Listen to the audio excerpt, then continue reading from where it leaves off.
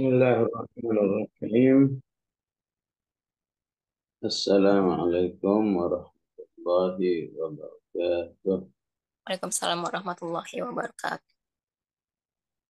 Alhamdulillahi bini'matihi tatimmus shalihat.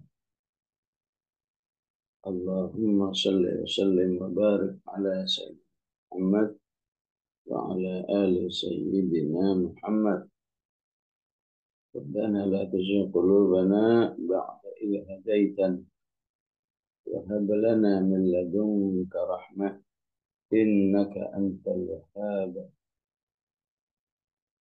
يا مقلب القلوب ثبت قلوبنا على دينك.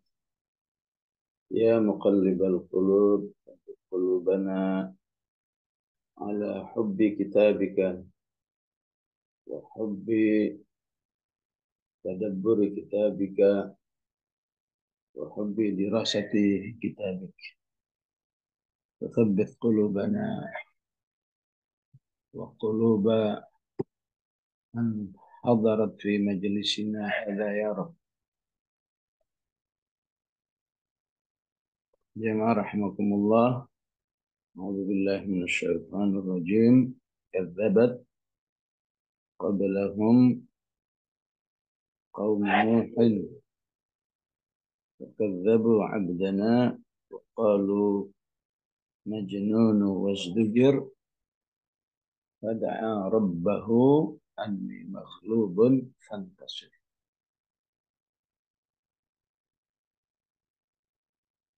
Jadi alhamdulillah setelah kita pelajari muqaddimah dari surat Al-Qamar, ya,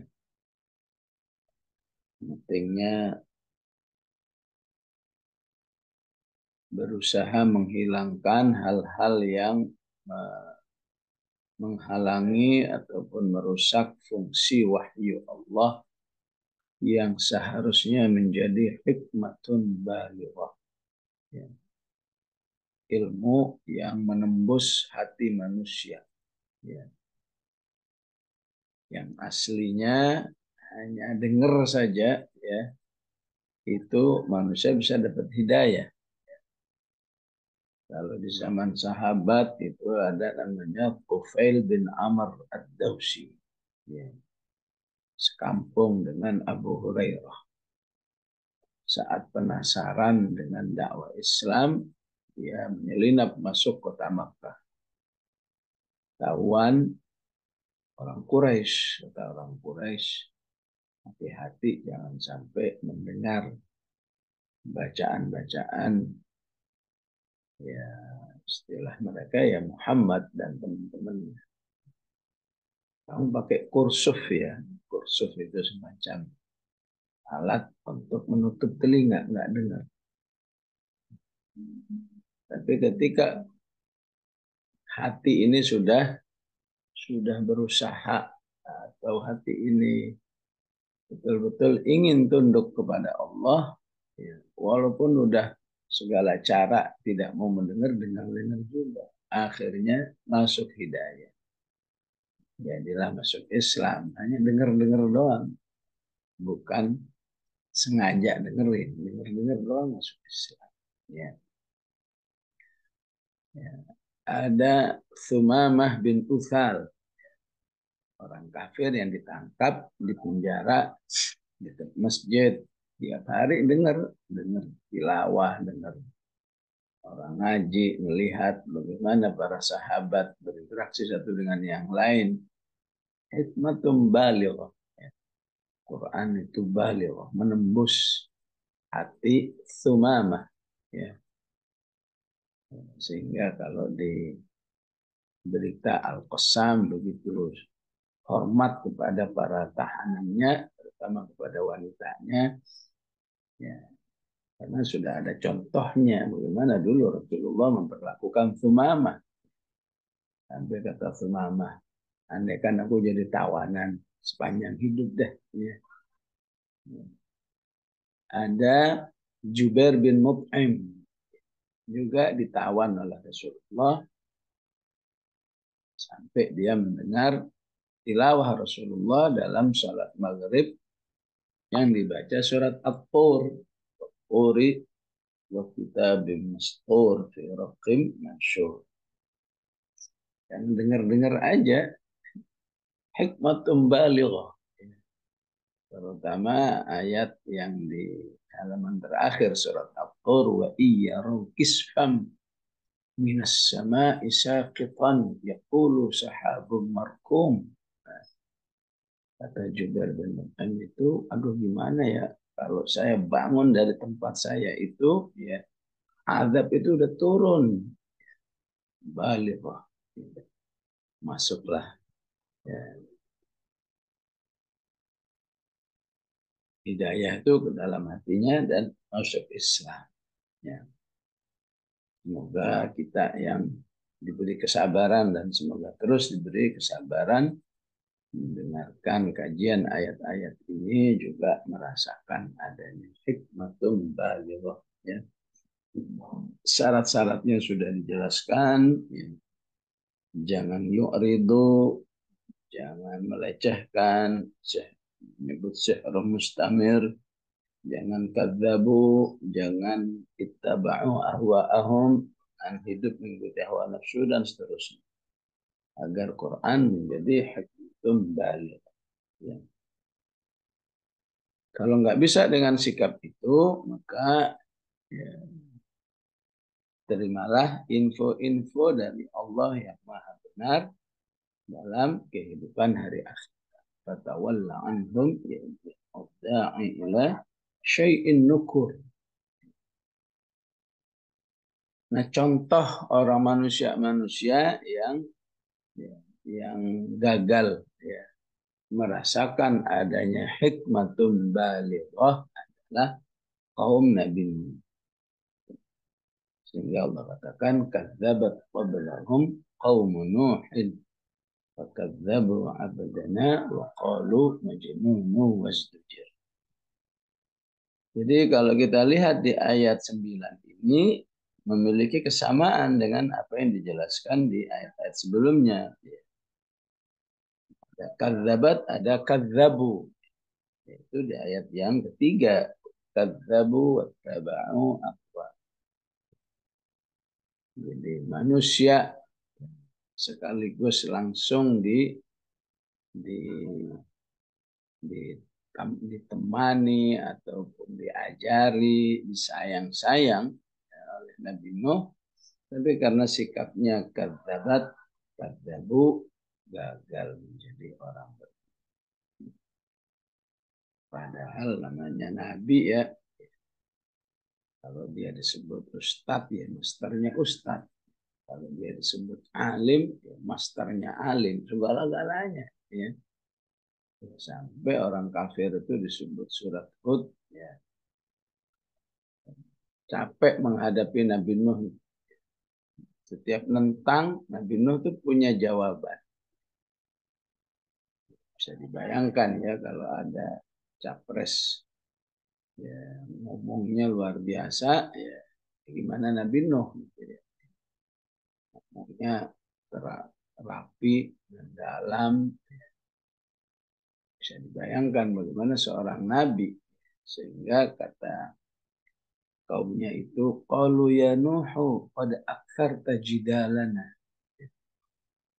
Kamu ini bisa aja menentang kami, mendebat kami.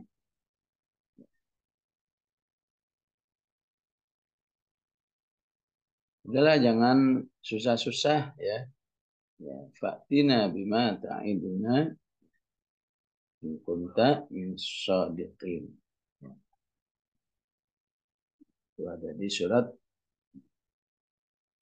Hud ya, ayat 32. Qalu ya Nuhu qad jadaltana fa aktsarta jidala. Fa'tina bima ta'iduna in kunta min shadiqin. Nah kalau diajak debat, diajak diskusi, ya nggak pernah menang, namanya juga ada seorang nabi. Tapi apalah semuanya itu kalau ada kata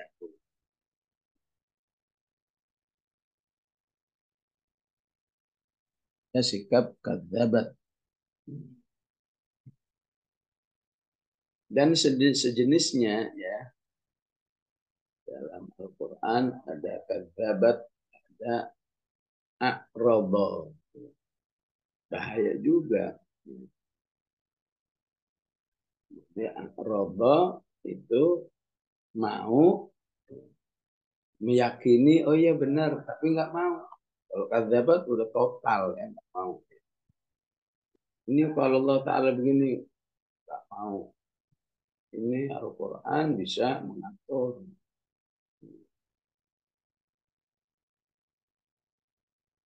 Ada ya, sodafa yasdifu. Kadzalika nusarriful ayati liqaumi yasdifun. Ya. Qul ara'aitakum in ataakum adzabullahi aw atatna baghtatan aw jahratan yudlaku illal qawmul zalimun. Ya Allah katakan yasdifun. Waman azlamu mimman iftara 'ala Allahi kadziban sadafa anha. Sadafa itu juga mirip dengan a'rada ataupun kadzdzaba yang sifatnya nggak mau, dirinya sudah nggak mau, masih ngajak orang lain supaya menolak. Berat lagi. Ya. Ada yakshu, asya yakshu, nggak maunya ya, tanggung gitu ya.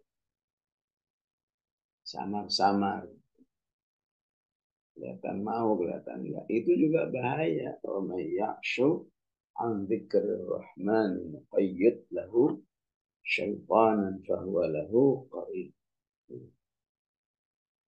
Jadi intinya supaya wahyu Allah itu betul-betul berfungsi hikmatum balighah, ya, sebuah ilmu hidayah yang menembus ke hati manusia, ya, terimalah dengan sepenuh. Jangan tanggung, apalagi sampai kadzdzaba, menolak total. Kalau kadzdzaba itu ya, denger aja nggak mau, ya. Apalagi suruh mikirin, suruh menganalisa. Di surat Nuh, wa inni kullama da'amtuhum litaghfira lahum ja'alu asabi'ahum fi adhan. Tutup itu telinga. Wastaghshaw thiyabahum. Kedua nggak mau ngelihat. Kapan mereka menutup badannya dengan bajunya. Maksudnya nggak mau ketemu. Kamu aja nggak mau. Wa asarru wa astakbaru istikbara. Bertahan di dalam kekufurannya. Maka akan berat mendapat hidayah orang-orang yang seperti itu. Nas'alullah lana wa lakumul afiyah.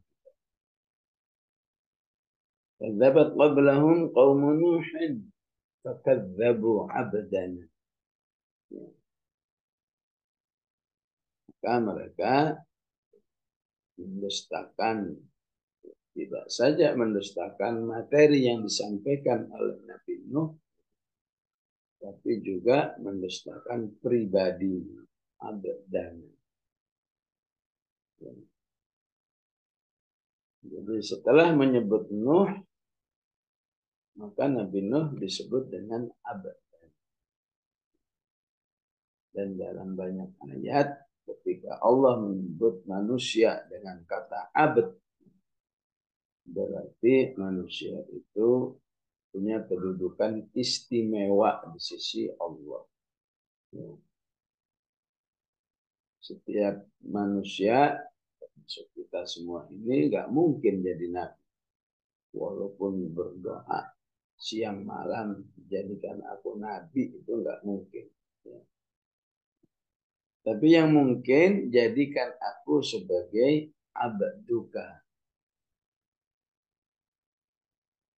Jadi seluruh nabi itu disebut dengan abad, ya. Rasulullah disebut abad. Alhamdulillahilladzi anzala ala abdihi. Nabi Khadir disebut dengan abad. Wajada abdam min ibadina. Anak-anaknya Nabi Ibrahim disebut abad. Wadhkur ibadana Ibrahim wa Ishaq wa Yaqub.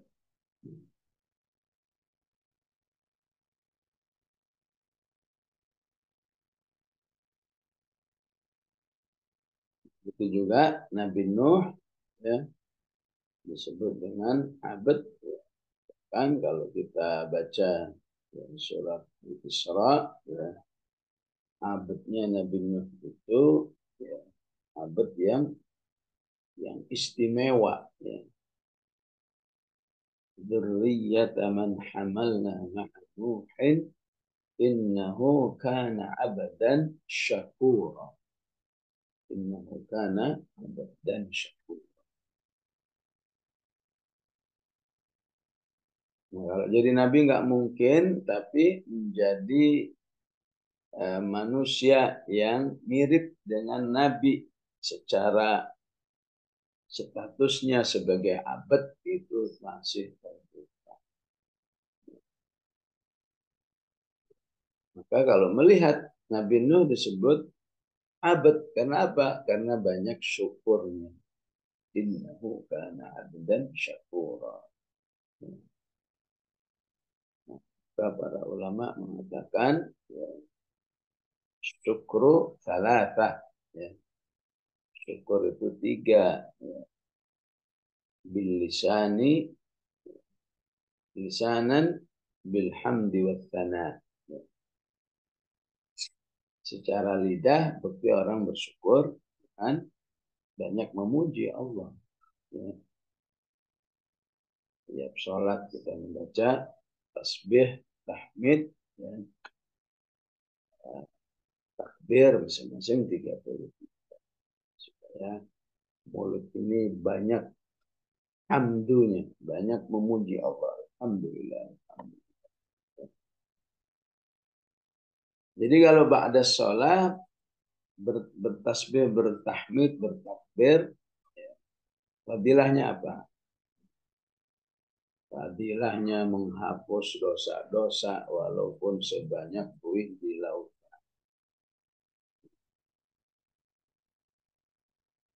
Dianjurkan, bahkan sangat dianjurkan, jadi doa tidur. Ya.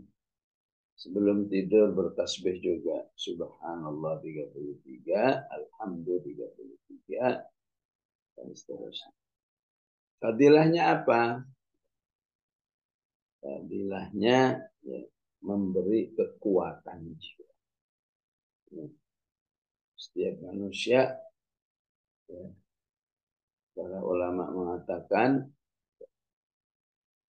pasti, sebagaimana kamu pasti mengalami ada kondisi cuaca panas, kondisi dingin, itulah hidup.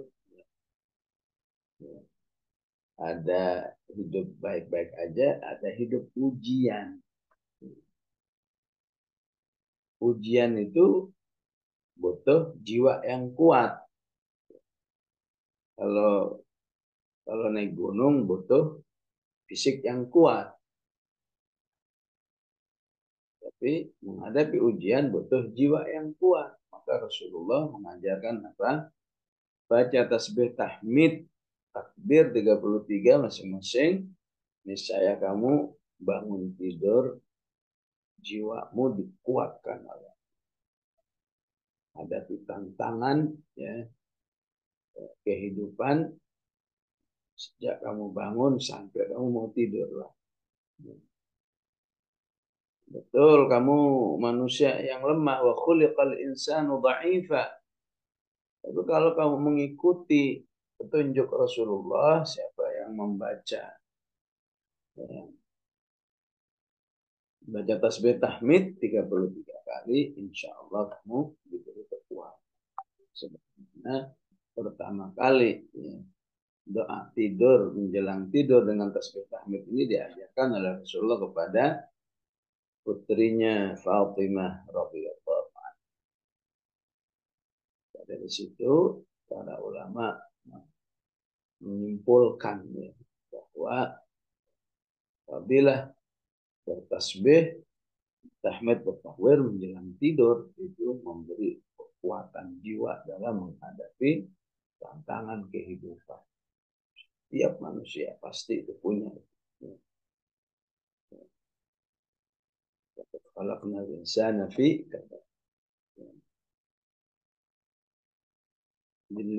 lisanan dengan bilhamdi, jawarihan bil amali, secara anggota badan bukti kamu bersyukur dengan beramal. Di Ali Imran itu ada ayat wa sayajzillahu syakirin wa sanajzis syakirin.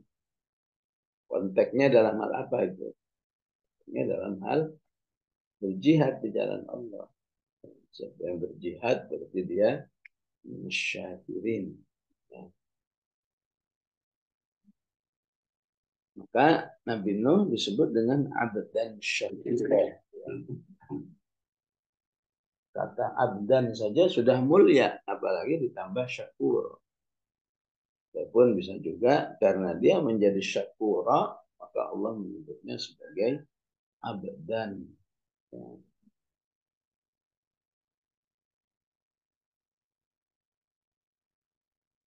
Maka salah satu keutamaan manusia yang abdan adalah ya, mustajabud dakwah, mustajabud doa. Orang yang doanya cepat dikabulkan oleh Allah Subhanahu wa ta'ala. Orang yang selalu diperhatikan oleh Allah. Jadi setelah dia ya, istilahnya mentok menghadapi umatnya, dia berdoa, fada'a rabbahu anni maghlubun fantasir. Maka langsung dikabulkan. Wa fatahna abwaabas samaa'i bima'in munhamir.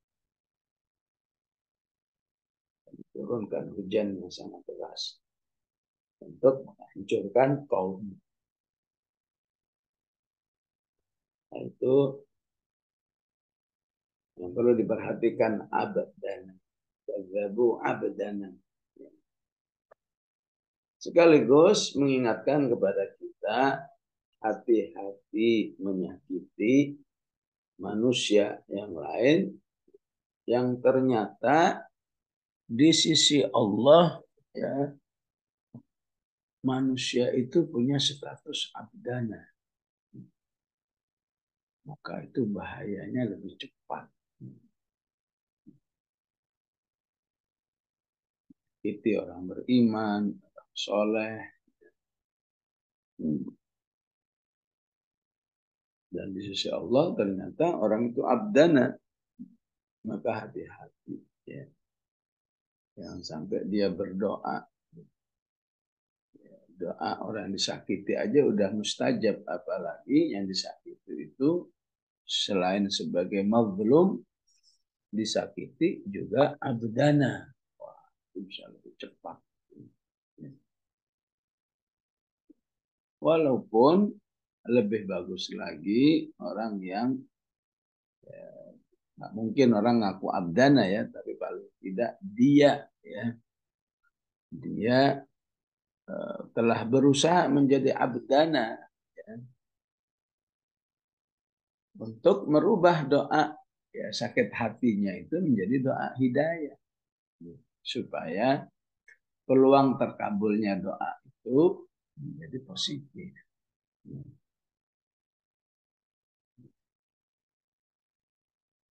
Ya walaupun ada ya beberapa sahabat ya seperti Sa'ad bin Abi Waqqas, seperti tabi'in yang lain ya, ketika disakiti oleh orang lain dia berdoa Allahumma a'mi basarah Ya Allah butakan penglihatannya.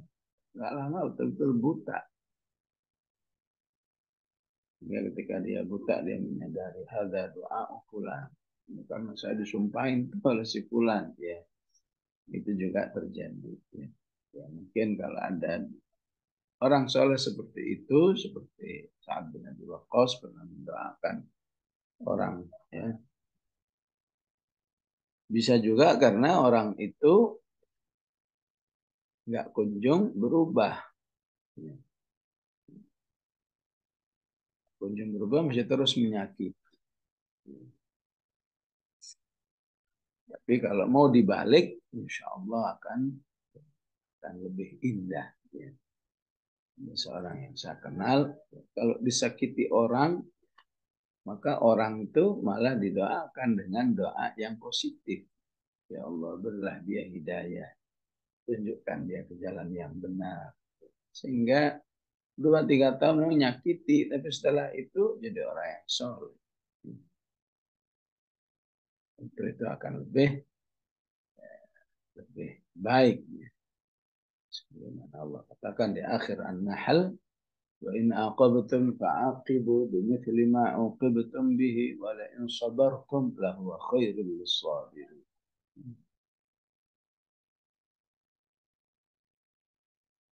Jadi akibat kadzabat kaum Nuh itu ya, tidak saja kontennya yang dikadzabat sampai pribadinya. Pribadinya juga dibenci, ditolak sehingga apa? Majnunun. Kebenciannya itu membuat mereka menyebut Nabi Nuh gila.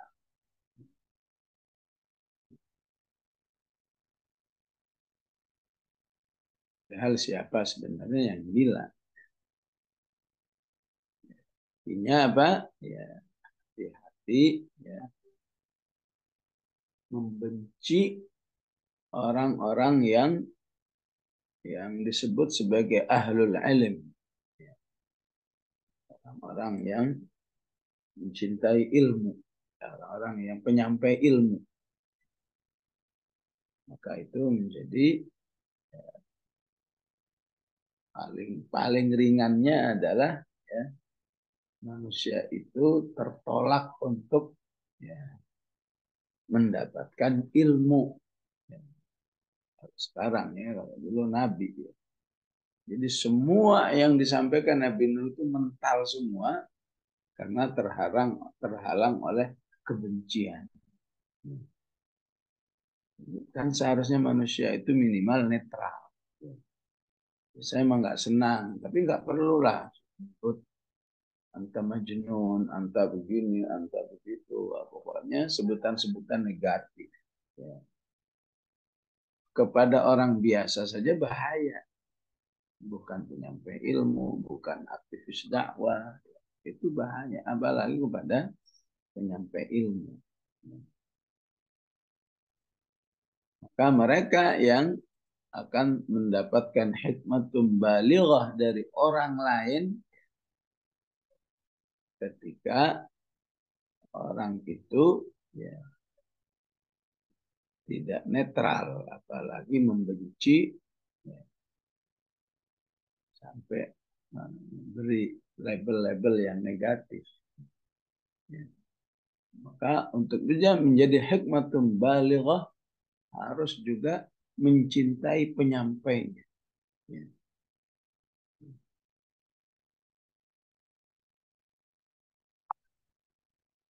Maka insya Allah akan sampai hikmatun balighah.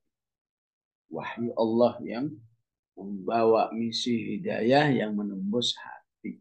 Nah, karena itu untuk bisa menjadikan diri ini menerima hadis-hadis Rasulullah Sallallahu Alaihi Wasallam, ayatnya berbunyi apa?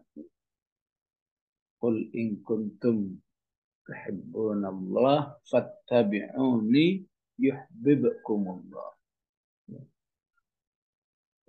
Maka kamu harus mencintai Allah, mencintai mencintai Rasul. Dan siapa yang punya rasa cinta dengan Rasulullah, ya, baru sampai bandara kota Madinah saja, mulut ini nggak akan berhenti bersolawat kepada Rasulullah Sallallahu Alaihi Wasallam. Kata sebagian tabi'in, saya merasa ada suasana hati yang luar biasa masuk kota Madinah. Apalagi sudah mendekat ke Masjid Nabawinya, apalagi sudah masuk Masjid Nabawinya, hati ini berdebar-debar, ya, bertemu dengan manusia yang telah mencintainya. Kenapa? Jangan-jangan bumi yang saya injek itu bagian-bagiannya, ya, itu pernah diinjak oleh Rasulullah Sallallahu Alaihi Wasallam. Ya. Ataupun berada di Masjid Nabawi, jangan-jangan tempat yang saya duduki itu pernah diduduki oleh Rasulullah SAW. Ya. Maka dengan perasaan cinta itu, insya Allah manusia itu mudah menerima penjelasan Rasulullah SAW. Tapi yang nggak ada perasaan apa-apa kepada Rasulullah, tentu hadis-hadis itu tidak akan balighah. Hadis Rasulullah nggak akan menjadi hikmatun balighah. Ya. Apalagi membenci Rasulullah Sallallahu Alaihi Wasallam. Ya, sebagaimana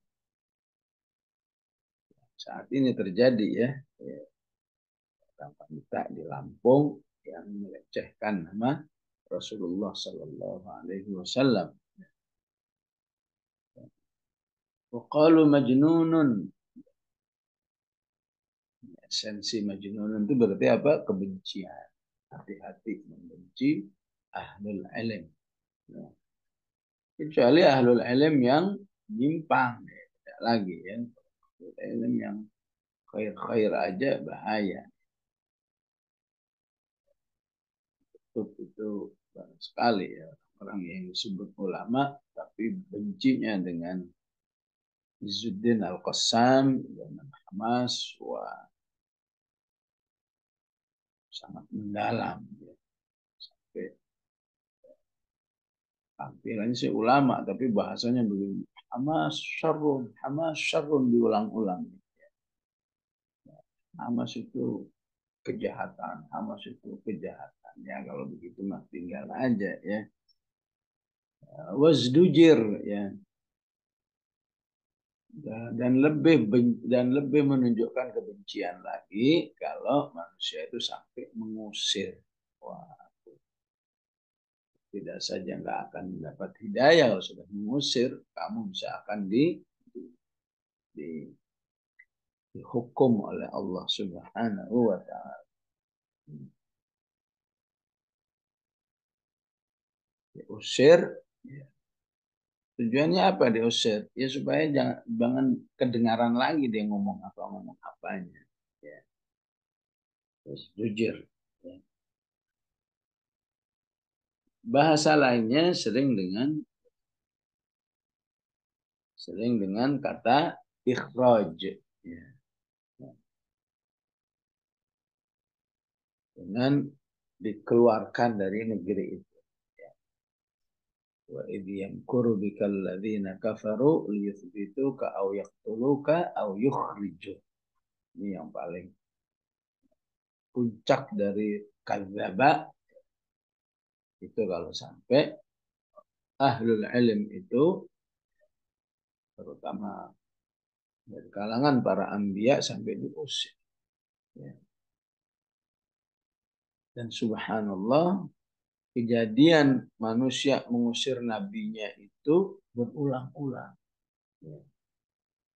Surat Ibrahim Allah katakan wa qala alladziina kafaru li rusulihim lanukhrijannakum min ardina. Nukhrijannakum min ardina.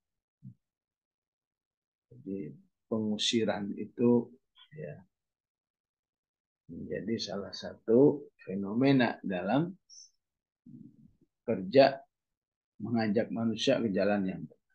Fenomena dakwah. Siapa yang berdakwah harus menghadapi risiko diusir. Nabi Syuaib juga diusir, ya. Ya qalu ya Syuaib lanukhrijannaka min ardina aw lata'udunna fi millat. Ya. Nabi Musa pengikutnya juga diusir.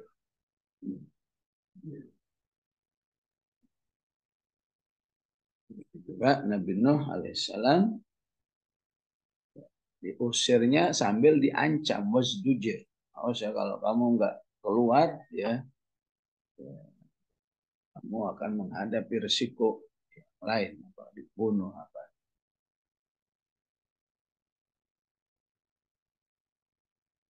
Berarti bisa dibayangkan, ya, ya kalau bagaimana suasana kondisi Nabi Nuh, ya. Sudah kadzabu, sudah majnunun, ya, sudah wasdujir. Berarti apalagi yang bisa diharapkan dari manusia yang bersikap seperti ini, ya. Jadi diusir itu berarti terputusnya semua akses. Ya. Jangankan ngomong, ya, berada di negerinya, berada di kampungnya aja nggak boleh. Sana pergi kamu. Ya. Karena itu Nabi Nuh menyebut dirinya sebagai maghlub. Ya. Maghlub itu, ya, ibarat orang tinju KO. Udah nggak berdaya. Ya. Mau ngomong udah disuruh keluar. Mau menjelaskan udah disuruh keluar. Udah nggak ada akses. Ya. Maka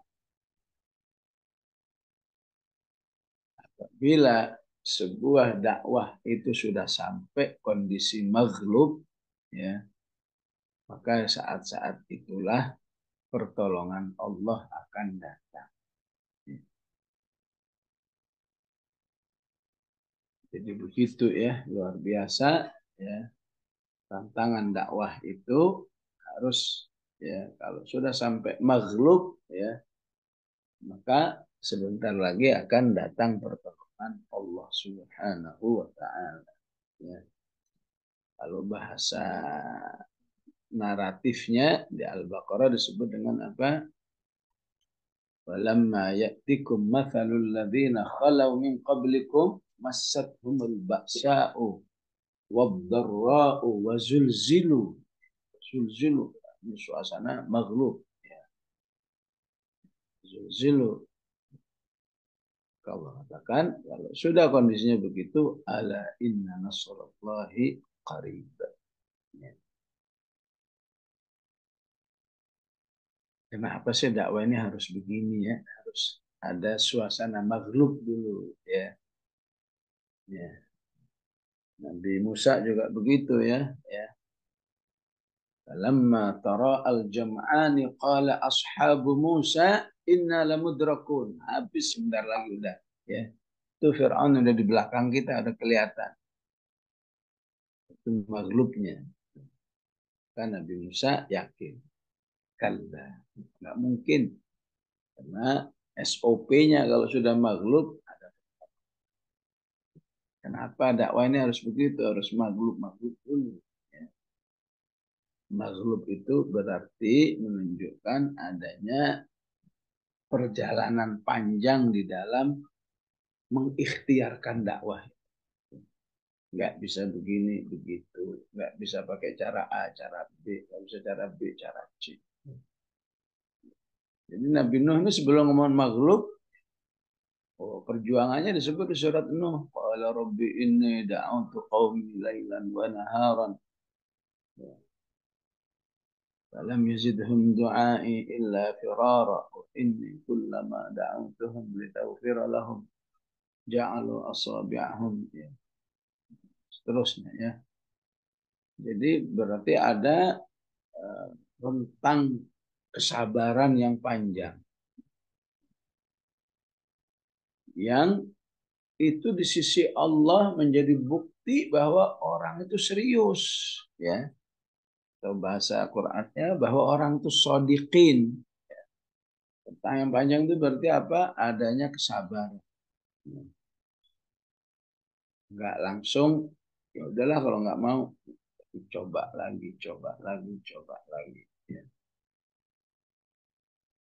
Nah, karena itu kalau kita secara pribadi nggak bisa, maka penting kita menggabungkan diri ke komunitas. Ya. Sehingga komunitas itu akan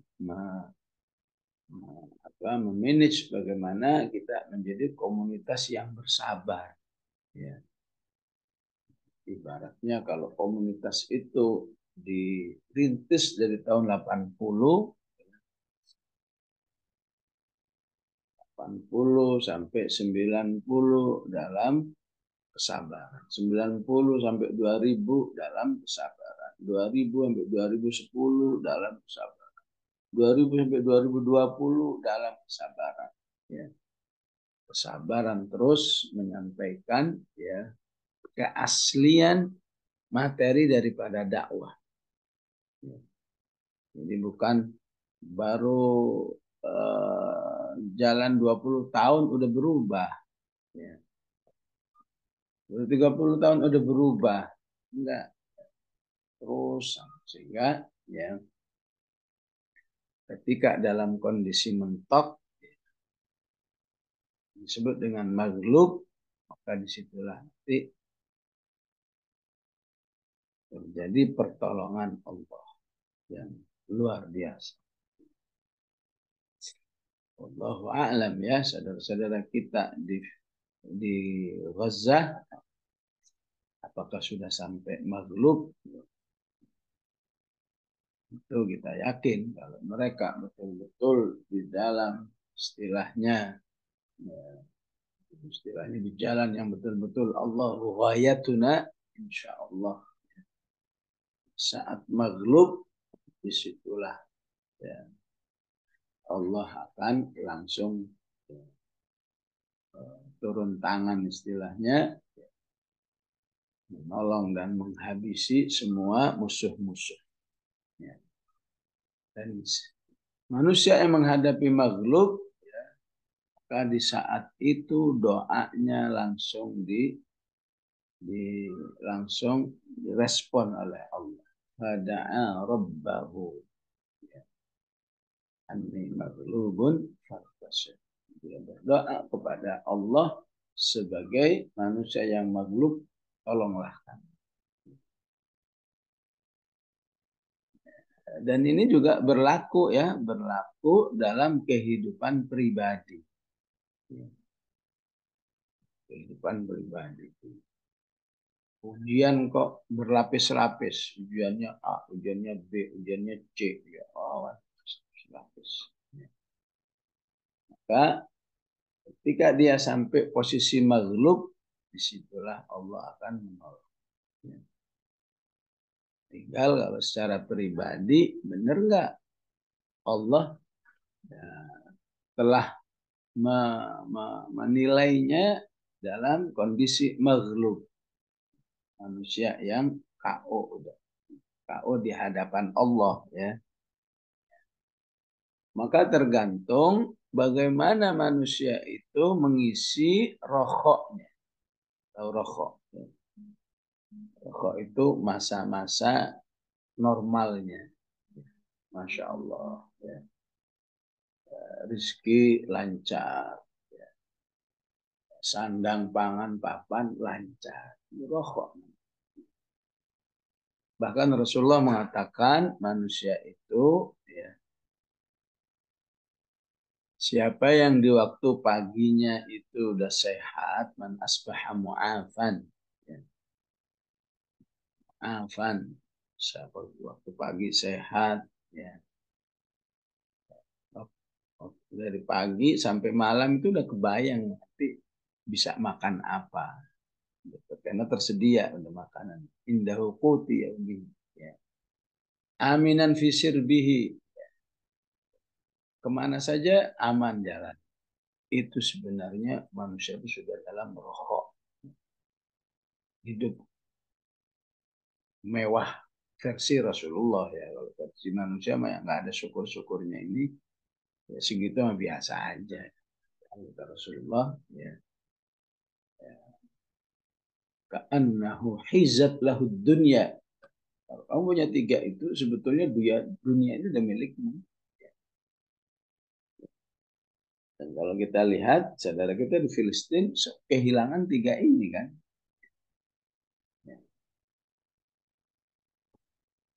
Maka siapa yang mengisi waktu rokoknya, waktu normalnya, waktu bahagianya, waktu tercukupi rezekinya dengan ya amal-amal solehnya, ya, maka kalau dia menghadapi kondisi-kondisi yang makhluk, insya Allah ya, orang lain boleh menganggap, aduh luar biasa ujiannya si fulan itu ya, ya.